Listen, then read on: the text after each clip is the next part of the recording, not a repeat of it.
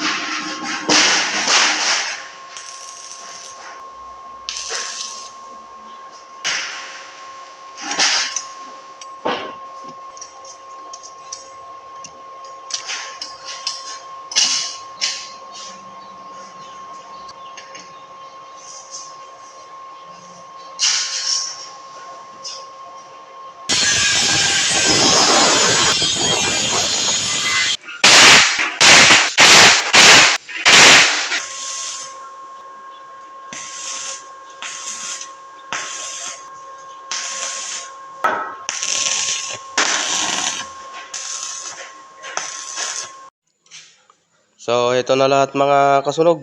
Ayan, naputol na natin lahat yung kanyang slots at saka nalagyan na rin natin ng kanyang end lock. So, ang gagawin na lang natin dyan bukas ay ito. Lalagyan natin ng center plate. So, medyo madilim na dito. Ayan, dyan natin lalagay center plate. Yun na lang ang gagawin natin bukas para mai-rewind na natin yan. Malagay na natin yung kanyang mga slots. So, babalikan natin to bukas mga kasunog.